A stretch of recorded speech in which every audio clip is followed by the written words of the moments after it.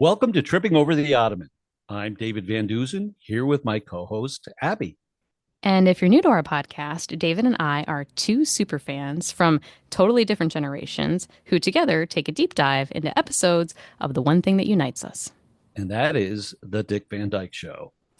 And today we're going to be taking an in-depth look at what I would call a unique and kind of charming little episode called The Secret Life of Buddy and Sally. It's one of my favorites, I think, because we really get to see the showcase of Rosemary and Maury Amsterdam's talent, what it was probably like when they performed in nightclubs. Absolutely. And those real vaudevillian roots of the show and then, but then, comedy in general. And then also we get a little bit of intrigue in the episode too, which is great. Yeah, it's fun.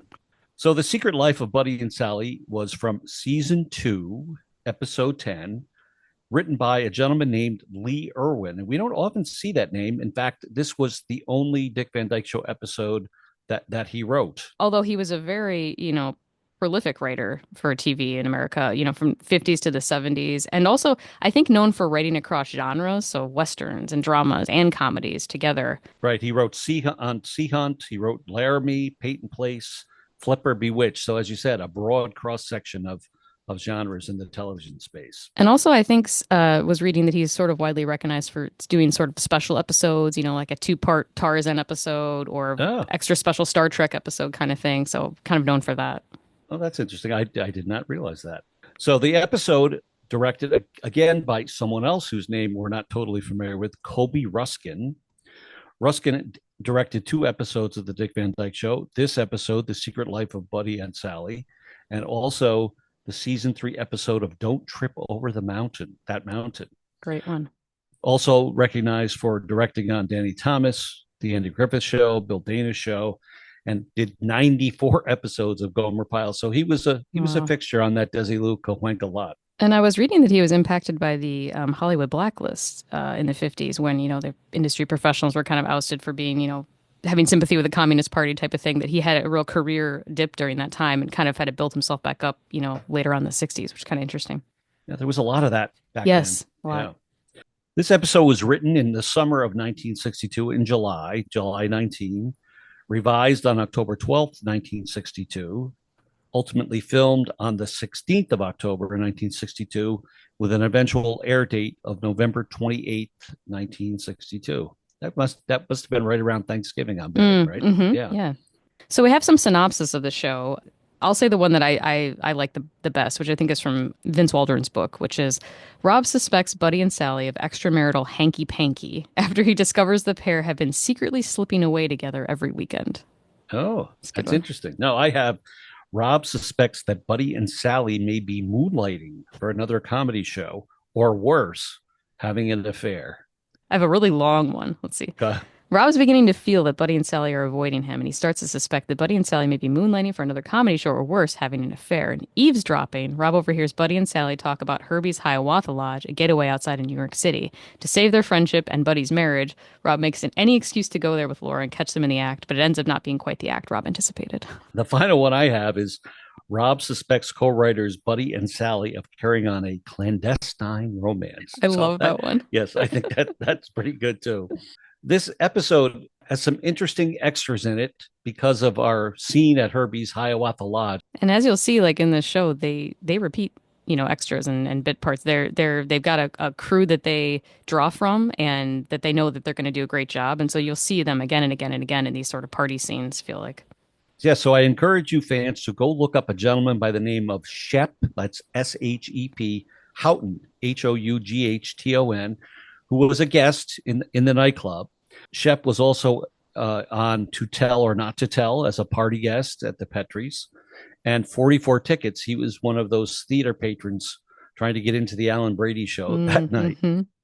Shep was also on many other shows of the day, The Untouchables, The Andy Griffith Show, Burke's Law, Ozzie Harriet, Perry Mason, and ultimately he was also on 2 episodes of the Mary Tyler Moore Show. So that's sort of a cool link. Very cool. I didn't know that. One of the other players was Jack Burl, who, interestingly enough, he was a nightclub guest at Herbie's, is Milton Berle's brother. Now, I had no idea. That is the coolest thing ever. That is so neat. So interesting that Milton Berle had such a career, and his brother also had a career, but certainly not clearly as much in the limelight. You wonder why Yeah. Milton didn't help his brother more. Right? You know, guys, Yeah. give the guy a give him a break here. Give him an intern spot or something. Jack, if you look him up and see a photo of him, all of a sudden you'll notice him everywhere Mm. on the show. He's credited with being in 11 different episodes of the Dick Van Dyke Show.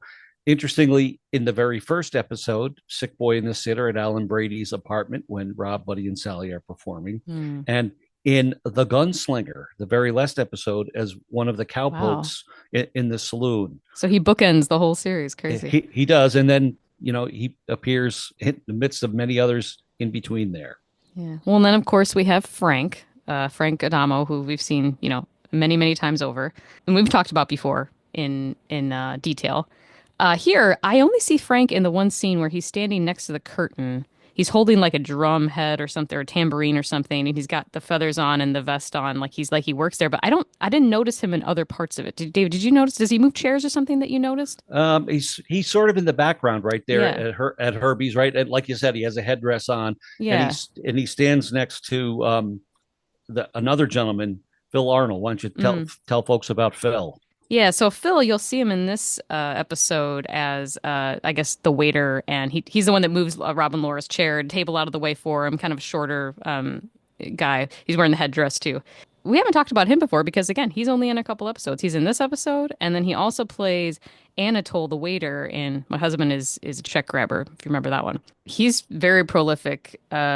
Screen, stage, and TV. I also read that he was in vaudeville as well. It looked like almost 200 films and TV shows between like 1940 and 1970. And I'm talking like everything you can think of. Twilight Zone, I Love Lucy, Beverly Hillbillies, on and on. Bewitched, Superman, just so many. He was also a regular, and I didn't know this, maybe you did, David. He was also a regular in Three Stooges shorts, which I did not know. Very cool. I didn't know that, but I could see him fitting in there, right? Like it totally makes sense. And he's been in tons of B movies too, like musicals. I mean, you name it, the guy's done it. And usually he's playing those bit parts, cabbie, bellboy, delivery man, cop kind of thing. So here we have him. But he's always easily recognizable, I feel like, because he's kind of, he's bald, but he's also small, but he's got a very expressive face. And I feel like he's easy to pick out. Yeah. He was in Bye Bye Birdie with Dick. He was Yes. in It's a Mad, Mad World with Carl. And he was in Carl's film version of Enter Laughing. Mm-hmm. So again, I think he was also a fixture on the Desiluca Wing a lot because he was on Dick Van Dyke, he was on Andy Griffith, Danny Thomas, That Girl, Gomer Pyle, all those shows that were being produced on the lot. And I'm betting he appears a lot of times uncredited too. I wonder. Yeah. And I'll just say we have one more person who gets credit on this episode, a gentleman by the name of James Gonzalez. This was his only Dick Van Dyke Show episode. He, again, is a patron at Herbie's, and he also appeared in The Untouchables, I Dream of Jeannie, Batman. So I challenge you to go out and Google him, find a picture of him, and then try to locate him at Herbie's in the crowd enjoying the show. Fun.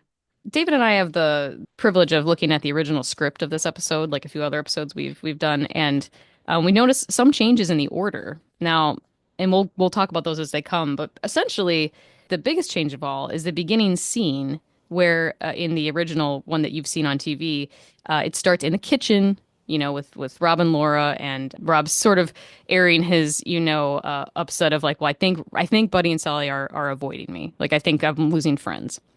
And he tells him like, yeah, well, in the writer's room, this happened, this happened, this happened. But we don't actually see it as an audience. We just hear him discussing it. And then after that, they go to the writer's room and we see a scene with like the water polo and all that. So it's strange because it almost works better the original way they wrote it, which was it starts in the writer's room. We see there's something suspicious going on with Buddy and Sally. And then the second scene is in the kitchen and he's telling Laura, hey, I saw something happen today at work and I feel like I'm losing my friends. That made more sense to me. So I'm not sure quite why they flipped it. I noticed the same thing, right? It's intriguing, as you say. We were lucky to get copies of some of the drafts of the early scripts, and you open it up and there we are in the office in the draft script. And I'm like, well, wait a minute, where's the kitchen, right? Yeah.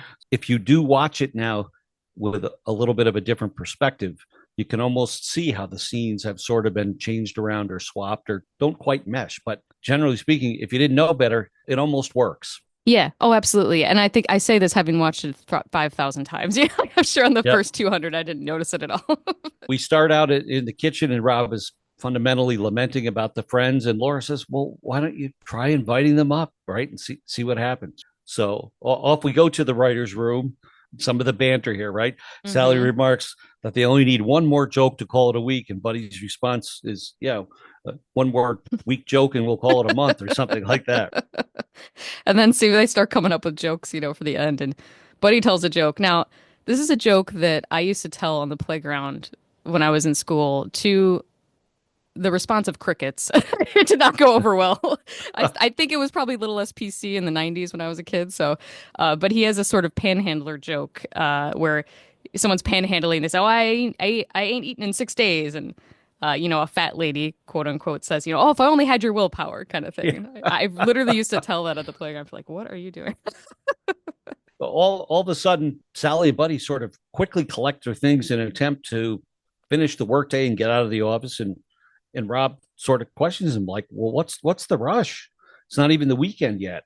And shouldn't they stay and they could try to get the script finalized, get the work done? And interestingly, he mentions, well, if you have outside interest, that's I guess everyone has that, which is almost alluding to the fact that he's thought about, are they having an affair or are they writing for another show? But we haven't seen that yet. So that's right. Sometimes you see little fragments of that. We're like, okay, they swapped it and there's still little bits kind of, left over there, but it still works. At this point, Mel enters and tells the group that Alan's doing a benefit and would like to have a comedy monologue. Mel says, "Oh, good, you're all here. I have a special request." Buddy says, "So have I. Get out of here." Yeah. It's just great. Well, to Mel's request, Buddy and Sally immediately react in a negative way, complaining they don't want to give up their weekend to write this monologue. And that ad-libbing there is great. When I think Rosemary does that magnificently, when they're just like, he's giving up his time. Well, I'm giving up. And they're going back and forth. And she commits like so well to that. I love watching that. Rob attempts to calm them down and tells Mel that Alan will get his monologue. And to that, Buddy and Sally are like, well, Sally says, "Rob, what did you mean by we'll get it to him in time? Are we the we? We will or you will." With that, Rob suggests that they pull out that sirloin steak that they've had in the freezer, and Buddy and Sally come up to the house for one of his famous barbecues. World famous barbecues, which we've never heard about so far in the show.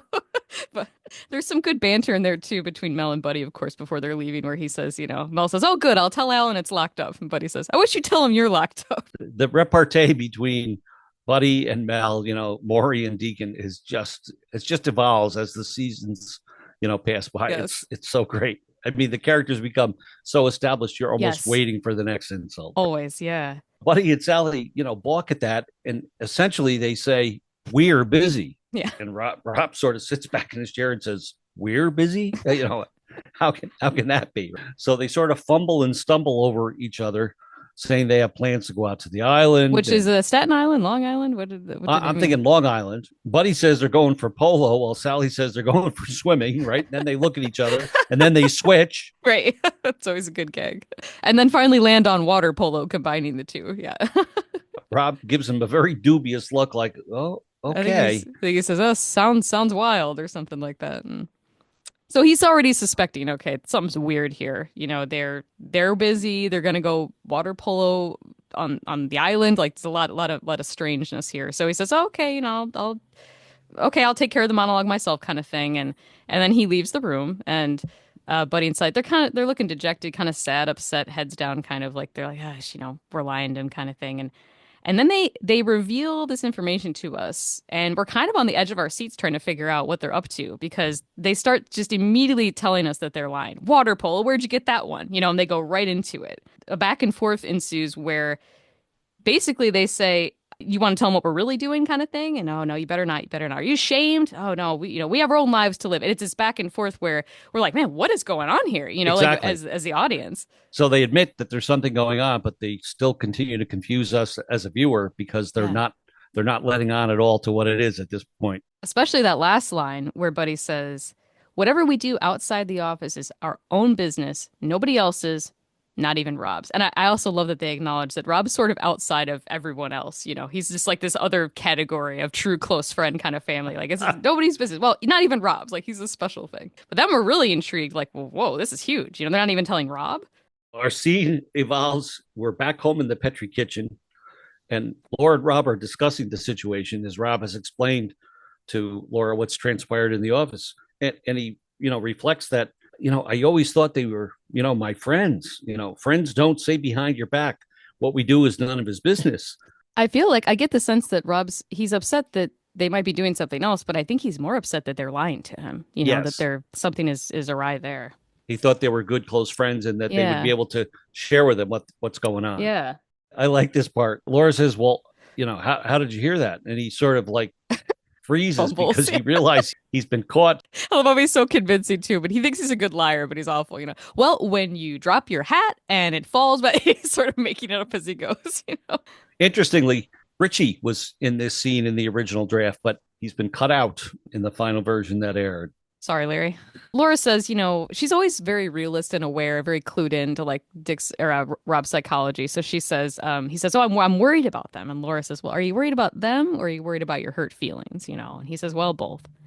And Rob tells him like, "I'm worried they're writing for another show in secret, which would be, a violation of their exclusive contract with Alan Brady." Laura says, "Well, what excuse did they give you for not coming over?" And I think this next line is overdubbed in post a little bit. Something. Yeah, Did I you think notice I that? heard. Yeah, I noticed it too. Yes. Yeah, when he says, "Well, they said they were going to a water polo match," and you can kind of hear that the audio is a little strange, but. So then Laura, again, the realist, is like, "Well, there you go. Buddy's just, what did she call him? A one-man Disneyland." One man Disneyland. Which I think is the perfect adjective for him.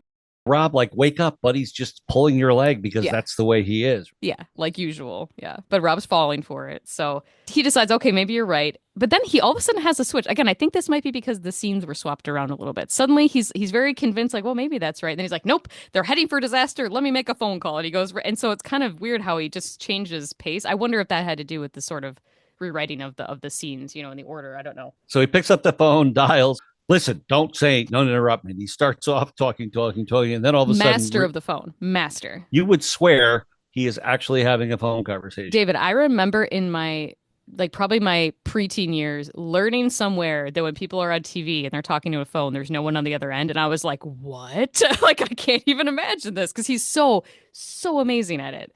And I love that gag. The whole like, I'm going to talk over you so he doesn't hear who's on the other end right away. It works so good. And I think anyone else doing it, it might be a little cheesy. He just completely sells it. And it's so convincing that it's unbelievable. So he's talking, and all of a sudden he says, "No, it's not illegal to take a bubble bath, Pickles." So now we, as the viewer, realize he didn't get Buddy. You're picturing her like in the bubble bath, like oh my God, And Pickles admits that Buddy has gone away to work and told Pickles you'd be in the way. So Rob finishes the conversation, sort of looks at Laura and says, "Well, how do you like what I'm thinking?" And it's curious that they don't ever come out and say the words like affair or anything like that. Like they talk around it the whole episode, which I think it's kind of reminds me of like when October Eve, where she's nude, but like no one ever mentions it, kind of. They talk around it, or it's kind of like that a little bit, which is funny. But so they say, "Oh, how do you like what I'm thinking?" And she goes, "Rob." Yeah. So we hear like them just reacting to it almost. And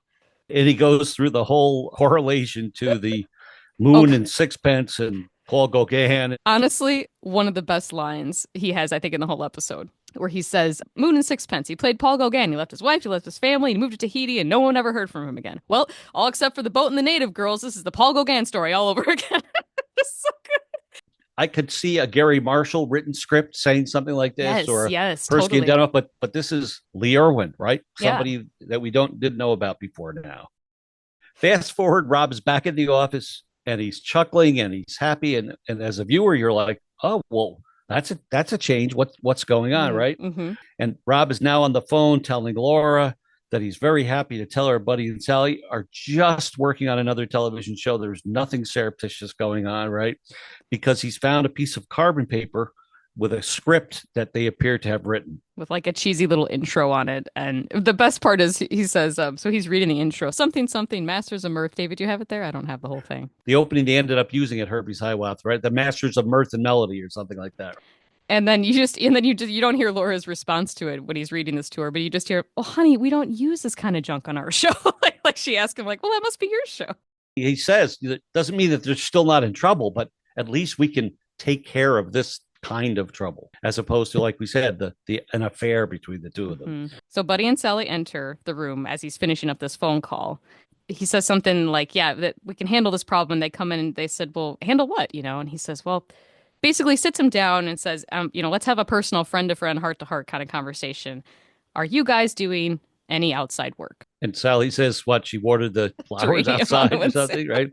But he emptied the garbage that day. And Sally says, hopefully that was outside. I think it's Pickles. I help Pickles take the garbage out. That's outside, we hope. Which is, you can tell for Pickles, there may be a possibility Pickles doesn't take the trash outside, given her like craziness. So at this point, Rob sort of creeps over to the door and like make sure nobody is there. And Buddy says, what are you doing, Rob? No one listens at keyholes anymore. And of course, which is what Rob had done earlier in the episode to listen to what they were saying. His face goes totally embarrassed, like, oh. So Rob asks if they're writing for another television show.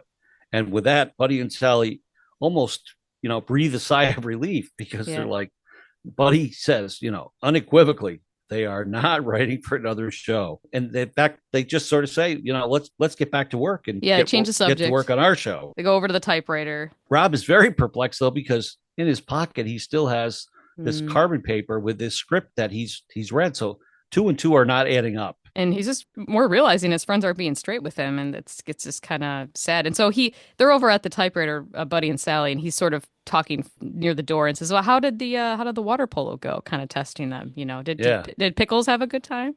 And they know they're lying. He knows that they're lying. They know that he knows that they're lying at this point a little bit. At which point, Sally has been, you could tell, be very, very uneasy about the whole thing the whole time. Sally says, well, Rob, and Buddy immediately cuts her off and shuts her down, just totally changing the subject again. She says, Rob, the truth is Buddy and I. And he says, and Pickles had a wonderful time. I like the next few so good. segments, right? Not knowing how to respond at this point, Rob asks them if they'd like a cup of coffee and exits the office. Of course, leaving the door subtly ajar behind him. And as the audience, I feel like we're waiting for him to eavesdrop again, right? Exactly. And what I like about the crack in the door is, he can hear in, but we also get to see his facial expressions as Buddy and Sally continue to have remarks between each other. And I will say he's the only actor, I think, that could listen through a crack in a door and be hilarious while he's doing it. Like there's this much of his face showing and hand, like somehow it's still hilarious. So Sally tells Buddy that she feels Rob knows and she's feeling very guilty. Buddy's response is guilty schmilty. They remark about how much fun they had that weekend before, and it'll be great again this coming weekend. And as they're saying this, we see the look of horror on Rob's face through the crack in the door before he quickly closes it. Sally, though, has caught on and noticed that Rob was listening and has heard everything. Still, we as the viewer don't have any idea what's going on. And they've added to it a little bit in this scene where the final kind of exchange they have, it's like, you're my favorite female, kiddo, and next weekend just you and me again, huh, baby? It's very you're like, whoa, this might be an affair. They've upped it a little bit since the last time. And then Buddy's, of course, yeah, but what about your wife? I'll get rid of her. Rob returns to the office very stiffly. Very uncomfortable with a very odd look on his face. Just color drained, It says, Buddy, Sally, do you too? And with a perfect length pause in his dialogue, right? As we're waiting, says, do you take creamy or coffee? And they both shake their heads. Yeah. He says, oh, good. I'll go get it. It kind of just meanders out. And then, of course, Buddy and Sally, he knows. Yeah, well, he doesn't know what he knows, but, we're going to keep it that way. But they know that he knows now something is up. Our scene transitions back to the Petri kitchen where Rob is sitting at the table, sort of fidgeting, and says to Laura, why don't we go someplace? And Laura begins to answer and is immediately cut off by Rob. And he says, why don't we go up to Herbie's Hiawatha Lodge? Everybody's going there. And she's like, the look on her face, like, Herbie's Hiawatha Lodge? What's that? He says, oh, I have a couple of friends talking about it. And he kind of pulls out this brochure, to give to Laura. And she begins to read about the offerings up at Herbie's, right? Which end with nothing beats fun. and I love how they spell nothing, right? With the N-U-P-H-I-N with the apostrophe for the missing G. And then Rob, she says, nothing beats fun. And he goes, well, what does? Laura's a little bit suspicious and asks if Herbie's has anything to do with Buddy and Sally. And Rob's response is, Herbie's Hiawatha Lodge is their romantic hideaway. She says, I can't believe that. We're slowly being pulled down the path to trying to believe that there is some clandestine romance going on at Herbie's But Hiawatha Lodge. notedly, he's forgotten about the carbon paper. Right. Like you think he'd still be thinking of like, yeah, but how does this part fit in? But has since forgotten. I guess he's too hopped up on the affair idea. But So it's sort of fun as a viewer because there's all these questions that we're hoping to get the answers to as we get near the end of the episode. Our next scene, one of my favorites, as the scene opens in Herbie's Hiawatha Lodge, we see the menu from Herbie's, right? A close up of the menu, which pulls back and reveals Rob and Laura sitting there. now, David, tell us about that menu. Don't you have a recreation of this menu? I do. I took the time and I made a nice recreation of Herbie's Hiawatha Lodge menu, Very cool. which is a fun little artifact that I have here on my shelf. I also made my own little Herbie's Hiawatha brochure too. Oh, that's right. That's right. Yes. Nothing Yeah. beats fun. Yeah, nothing beats fun. As the camera pulls back, we see Rob and Laura sitting there with sunglasses on, like they're disguised, like no one would know who they are. Maybe be like, who are those two weirdos in the sunglasses? That's feel like that would be what I would say. Sitting in the middle of the performance area at Herbie's Hiawatha Lodge. Is that usual to nightclubs back then? Like, did they use the whole floor and then like pull it out when the performers come up? I've never seen that. I don't know if that was just a show gag or if that was supposed to be something that they actually did a lot. I don't know. That's a good question, but I would bet that they would take advantage of the space, and if they needed to, then pull back some tables to make some room. Because depending what you had, if you had a stand-up comedian or something, they wouldn't need a lot of room, right? But it would afford a very intimate, close space for the audience to be involved with whatever act was going on. Laura says, "I can't see anything with these sunglasses. Can't we please take them off?" Right? So they do take them off, and they look around, and there's no sign of Buddy and Sally anywhere in this room. I guess they expected to maybe see them having a cozy dinner at a canoodling table at a table. Yeah. With that, the floor show is announced, and I love this because, as you point out, Phil Arnold comes out sort of as the house manager or whatever, and picks up the table and moves it out of the way, and they turn around and their table is gone. They get pulled out to the side of the room. What's interesting too is when they do the performances, though, there is still a table kind of behind Buddy and Sally a little bit on the left. There's still kind of a table behind there, so it's I guess just makes the scene more interesting. To look. There's some heads back there. Sharp-eyed fans, if you look closely, will notice that Herbie's Hiawatha Lodge is actually the redressed Petri living room. Some sure signs of being able to identify that is the brick wall that normally we would see behind the fireplace is there. That's sort of raised up where the band and the musicians are, right?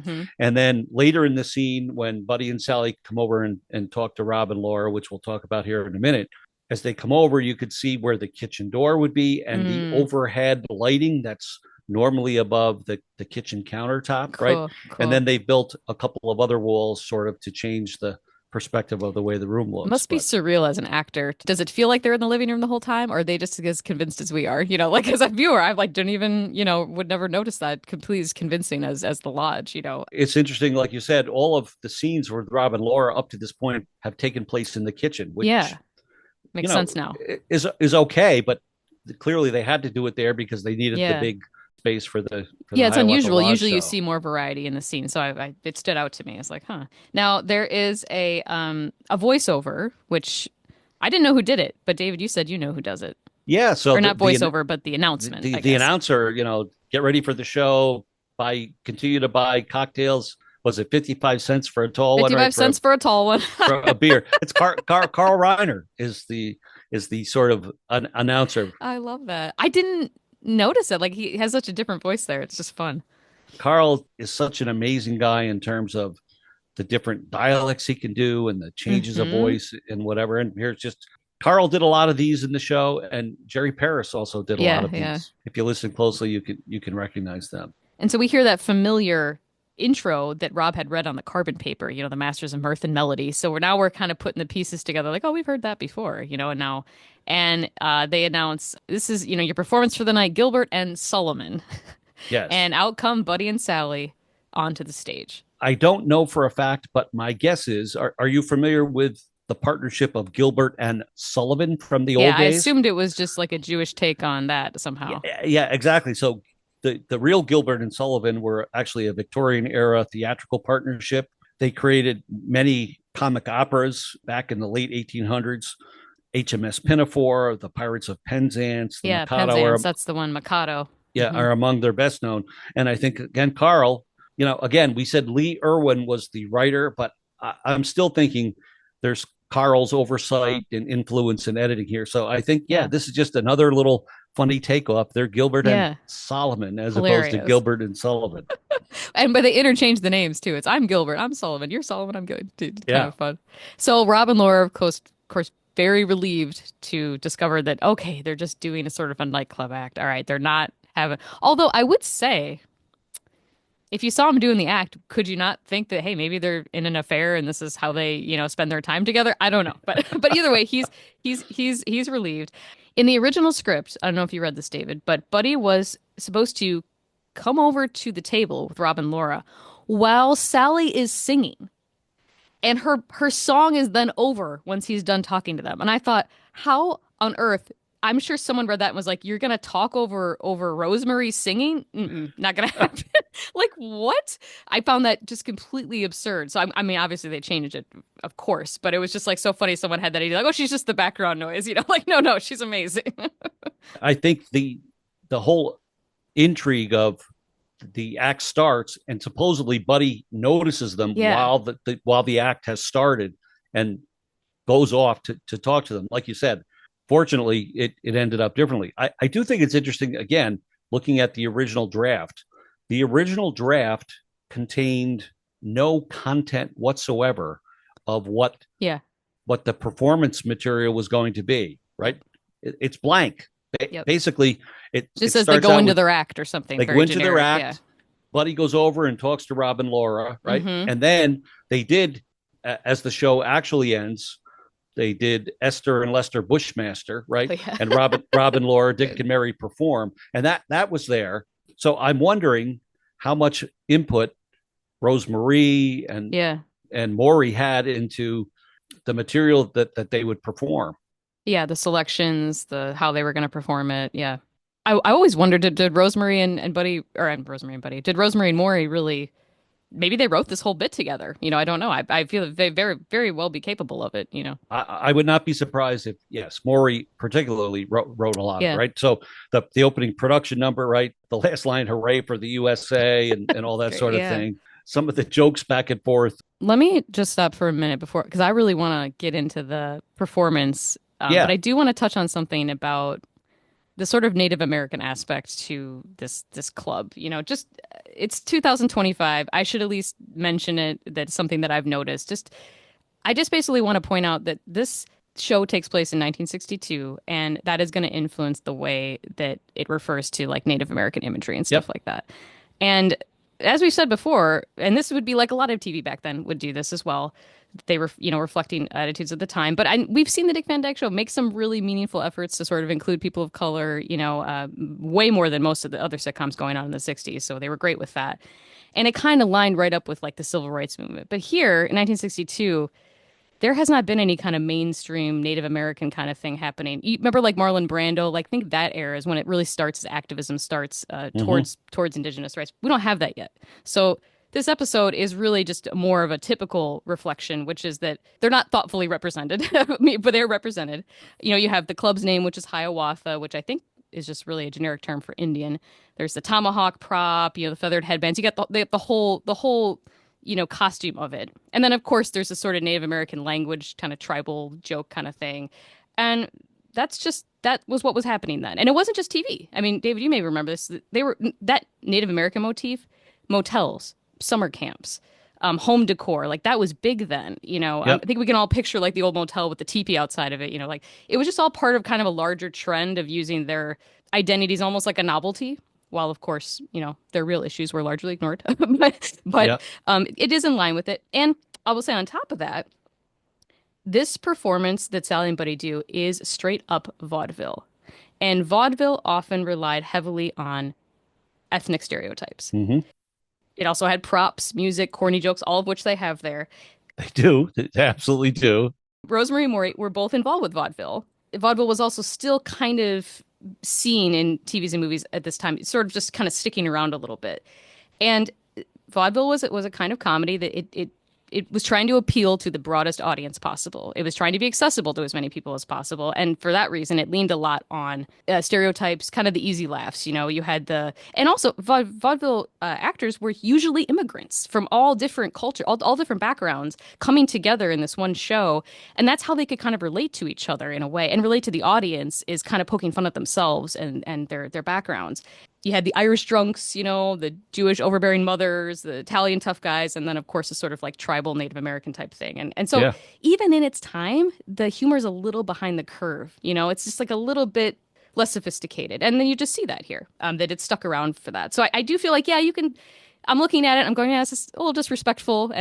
But I assure you, if the writers were writing in today, had written that 10 years later, it would have been completely different, given the sort of activism that starts to come up. So I think for me, I like to watch, and maybe you're like this too, David. I like to watch an episode, appreciate the performance, appreciate the show, love the heck out of it.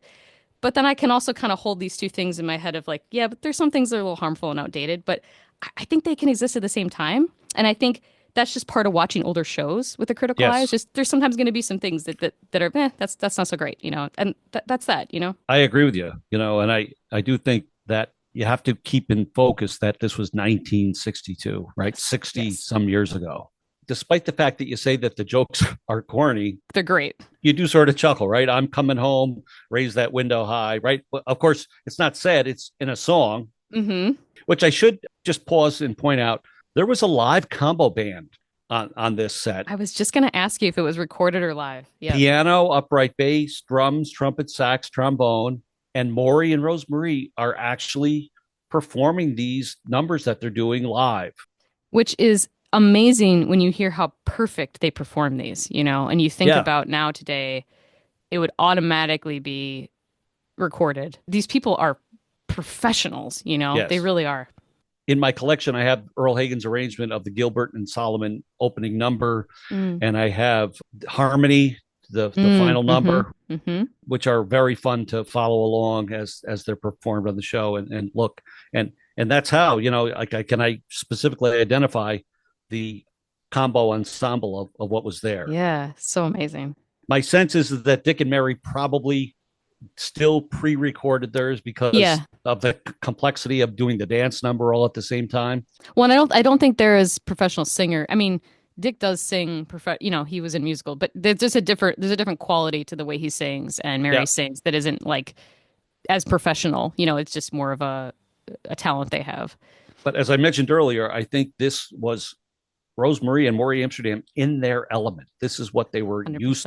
used to doing. Yeah, you got a feeling if they were at a party, this is what they'd be busting out, you know. Exactly. I love that. I got to know. It's like a band, Anna. They bring out Buddy's cello and give cymbals to Sally. You ask, you know, what do you do with pot covers? And Buddy says, well, they're not pot covers, they're timbalum. What do you do? You cymbal them. Well, and then the best part was the bring telephone call for me, and he pulls out this phone that's inside of his jacket, and he starts laughing. He can hardly hold it together. And then Rosemarie starts laughing because Maury's laughing. I just love that whole bit. Buddy's like, Paramount? Shorts? He hangs up the phone. Sally says, who was that? Oh, it was Paramount. I left my shorts there. And by the way, I said corny with love. I just mean like solid old vaudeville kind of shtick, you know. Well, like I have Maury's joke book, and the jokes are corny, but you still chuckle. They're fabulous. You still laugh. All of a sudden, though, the mood does tone down just a hair and becomes a bit more serious. And Sally says, you know, let's see if my partner can get some sound out of this. What was it? Oversized ukulele? Overgrown ukulele. Overgrown ukulele. Maury gets an opportunity to demonstrate his real ability for playing the cello. Yep, that is Maury, right? His father was a concert master, and he learned at a young age how to play the cello. This beautiful Hungarian folk song. My friend Jordan, kindly, I had him watch this bit of the show and ask him. Jordan is an accomplished cellist and also a luthier. I never know how to say that. Someone that makes string instruments. So he has a lot of knowledge and expertise in this area. So I said, go ahead and watch this little clip of Maury and tell me what you think of his cello playing, you know, because I have no, you know, string background. And this is what he had to say. He says, Maury seems to be a decent cellist. He says, I noticed he's shifting up into a thumb position, which is considered a reasonably advanced technique. He says his mannerisms, while skilled, they look like they lack a little bit of confidence. His posture is a little rigid, and some of the position shifts seem a little bit timid, as if he isn't sure if he's hit the correct spot at first, which is interesting. He said his father played violin for the LA Phil, which he just said. So there is probably some formal training there. Mm-hmm. He says one thing that sticks out to me is that Buddy calls out to his accompanist. Is it Bella or Bela? I can't remember what he says. Bela? Bela, I think. Bela, Yeah. before starting. And, there's some laughter. And he says, I'm guessing this is either a reference to Bela Bartok, who put many Hungarian Romanian folk tunes onto paper, or maybe just the Hungarian nature of the tune, with Bela being a relatively common Hungarian name, which is kind of interesting. Yeah. He says his cello looks like decent quality. It's probably his actual cello, which I think we've established that is true. I'm sure it was, yes. Instead of a cheap cello that the prop department acquired. Right. The sound is pretty typical of instruments of the era. Although he says since not having lived then, it's hard to tell if he's hearing the cello in its recording, like the 60s recording elements, or if the cello actually did sound quite a bit different. He's not totally sure. But he says overall it sounds very distinct than cellos sound now, that it has a boomier sound and a little bit more muddy and darker and less crisp. And I kind of know what he's talking about when he's saying that, having no expertise. And the last bit I said, can you talk about the song that he's chosen? And he says, the piece he plays sounds plausibly like a Hungarian folk tune, but I don't recognize it. He says, there are elements that remind me of some of the other Hungarian gypsy pieces I've played, something called Popper's Hungarian Rhapsody. And he says, if I were to go digging, I would start with Bela Bartok to see if this is his piece. And he says, Maury's choice of a Hungarian piece is interesting because Hungarian pieces, there isn't a ton of repertoire. And it tends to be very distinctly gypsy in style. So he was talking about how when European music is played, it's very well notated and defined. You play what's on the page. But these gypsy tunes are usually like embellishments and sort of like, improvising around it. And also that they were usually very flashy and dramatic because they were used to accompany like a storyteller or a dancer or somebody, impressing a crowd on the street kind of thing. But in this case, it's totally not like that. It's a very subdued, mellow piece. And he says he's not sure why, but that really stood out to him. So anyway, Jordan, thank you so much for your insights. It's very, very cool. Yeah, those are very intriguing insights. Yeah, I don't know if we've ever identified the song that he played. Maybe folks out there can help us do that. It ends and it sort of has the audience, I would say, a little bit in the palm of his hands, right? Oh yeah. Everybody's very quiet. I mean, David, how many times have you and I watched that? I have seen this episode a billion times. It still gives me goosebumps when he plays the cello. It really does. It's very emotional. Yeah, very spectacular, I think. And if that wasn't good, then what did we do? But we transitioned to Rose Marie to singing Come Rain or Come Shine. Oh my gosh. The dress she's wearing is gorgeous. She looks gorgeous. Her voice is just impeccable. Oh, I just love her. That dress actually is in the Smithsonian Institution. It's been added to the collection there. Rightly so. You could almost really, with the live combo, really feel how meshed they were, her singing and them accompanying her. Oh, yeah. Beautiful. But a beautiful ballad, a beautiful rendition. Now, is Come Rain or Come Shine, is that an Earl Penn, or is that an actual song that she's... Oh, no, that's Johnny Mercer, a well-known composer. It just really shows here that even though they were like, oh, yeah, we're doing this for kicks because of our old kind of vaudeville roots and we like this, they still slip in these two pieces, which are like, yes, but we're also really professional and serious, and here's what we can do. As they're ending, all of a sudden they look up and they discover Rob and Laura are there, and they're like, uh-oh. Who have been enjoying the whole performance. They've been loving it, you know? But they're a little tentative, but they go over and approach the table where Rob and Laura are there. And they said, oh my gosh, that was so great. And little Laura comments, Rosemary Sally's singing, that was sensational. And what a beautiful cello piece that was. And Rob sort of looks at them and says, well, why wouldn't you tell me what you were doing? Right. But he says, we were afraid our sophisticated friends would make fun of us. And, there's something cool in this show that you see this a lot. We've seen this in other episodes where, for instance, like the shoe store one, where there's a divide between intellectual kind of comedians and musicians and talent. And then there's a sort of more like hardworking kind of like people that are just, they're working in it. They're not intellectualizing about it. They're not analyzing it. They're doing the work for it. And there's always kind of a divide like that. And the show hovers between the two a lot. And you'll see people come over, like Rob will do things that are more slapstick sometimes. He'll go a little bit down and then they'll go a little bit up and play the cello or sing a beautiful song. And they sort of, it's this whole kind of, it's almost like Carl Reiner's kind of preaching to you of like comedy's comedy and everybody has a place and everybody can do anything and it's all funny and it's all amazing, and there's no guideline. Oh, you're sophisticated. You can't like that kind of comedy. Like he doesn't go for that, which I think is really cool. It's funny too. They note that they say, "How much do you guys get paid for this?" And she says, "Well, we split 42.50," and they throw the meals in. I did a little math. That's basically would be about half of one of their days' pay if they work for the Alan Brady show. So that there would be half of one day's pay back then is what the beginning for this whole time. I guess at this thing. Did you translate that into $25? I did, yeah. How much would that be Well, today? they said they probably would have made about 300,000 in today's money if they were a writer for now. They still have variety shows, I guess, and then, which would have been Yeah, about like 30,000 at that time. So then I kind of did the math of that. So yeah, it'd be 42.50 would be like half of a day's pay. Yeah, I which gotcha. Well, our intermission ends, and we return to have Buddy introducing the dancing suburbanites, and facing the camera, breaking the fourth wall, which I think is weird. almost like he's looking at the audience, but he's Mm-hmm. really looking at the camera for us, the audience, right? Yeah. Esther and Lester Bushmaster from New Rochelle. Rob and Laura suddenly appear from the audience and are now performing harmony. And again, a pretty elaborate dance routine. Oh, It it's would be great. interesting to know how much time they had to learn that. Well, and you think like the characters, like, did they have this all prepared? Like, are they improvised? Do they have this in their repertoire so at parties they can pull it out? I always try to think about. Always at any moment Yeah, to step up and do a number. right. Interestingly, you can see the sign on the wall. I think maybe for the first time when they're dancing, because the camera pans over enough to the left, where you can see above the door, there's a big sign that says "Nothing beats fun," like right above the door, which I think is great.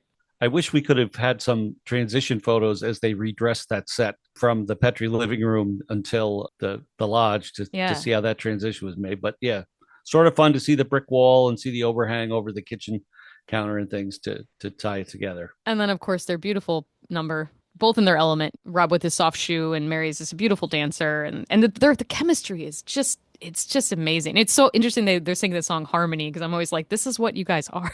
You're like perfect unison dancing. I mean, it's just a marvel. Very fun episode. Well, we hope you have enjoyed today's look back at the secret life of Buddy and Sally. Yes, it's a charming little kind of mystery episode with a little bit of intrigue. And then we also get to see Rob devolve into his paranoia, which is always fun, and be a detective. We also get to see how much his friends mean to him and how that's so important to him. That Buddy and Sally and him are all, a trio, kind of three musketeers. And then also that Rob is a non-judgmental friend. Here he is seeing his friends having fun at this club doing the thing they love to do most, which isn't sophisticated, but he's like, this is great. I love it. You guys are talented. I'm in support of it. I think that's really neat. And then we get to see Rosemary and Maury just shine in what they do best, which is just always, always pleasant. Again, this was early, season 2, episode Yeah, 10, but the relationships are firmly solidified at this point. Quite fun to watch. great episode. If you'd like to be notified when our new episodes are released, just feel free to subscribe to our Tripping Over the Ottoman channel on YouTube. And also, our podcast is available on all the major streaming platforms, so you can find us there too. And we're building quite an audience out there. So it's Yeah, always nice to see each week the number of downloads that we're getting and the feedback that we receive. we really appreciate your listening and the engagement and just hearing what you all think about the show and the podcast. We are a community and we do value your comments and your questions and your contributions to the discussion surrounding the show. So feel free to leave us some feedback on the channel, or you can always send an email to trippingovertheottoman@gmail.com. And we love to see the subject pop up in the inbox of box 7030 because we know we have comments from you folks. For today, I'm David. And I'm Abby, and thanks for tripping over the Ottoman with us. We'll see you next time.